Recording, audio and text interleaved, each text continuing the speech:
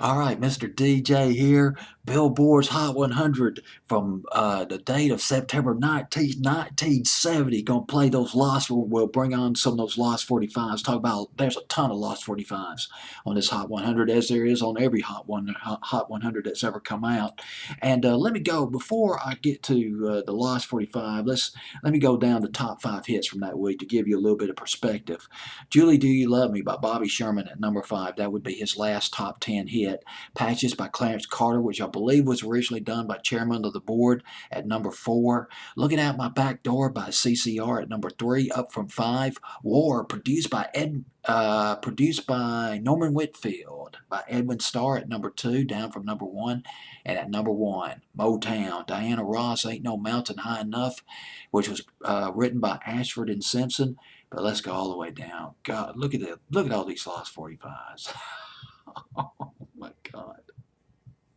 I so want to count down this Hot 100, but let's go down to number 99. Making its debut at number 99 on Billboard's Hot 100, an acid rock outfit called Fantasy with Stone Cowboy.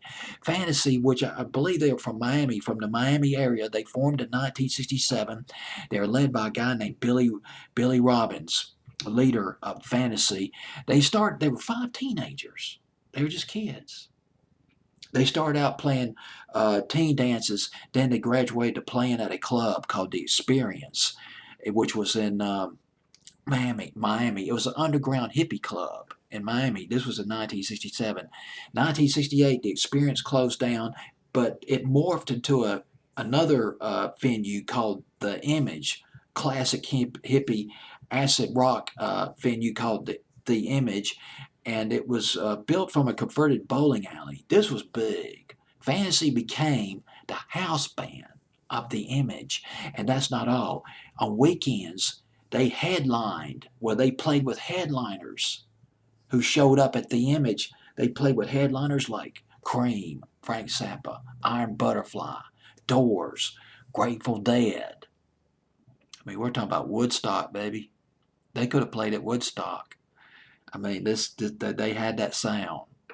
They just weren't that famous, but they were getting famous on the local scene. Though they were developing a nice following in the late '60s.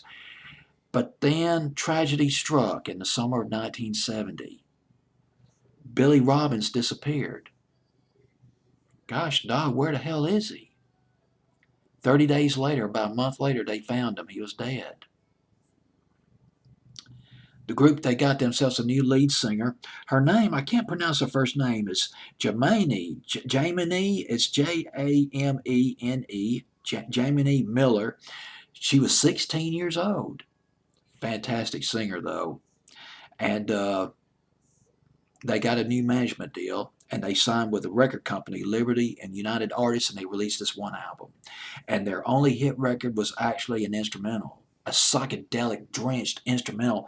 When you listen to this instrumental, think of Jimi Hendrix when he did the Star Spangled Banner. Think of Iron Butterfly. Think of Vanilla Fudge. Think of Frigid Pink when they did House of the Rising Sun, that acid drenched version of House of the Rising Sun. Think of those groups right there.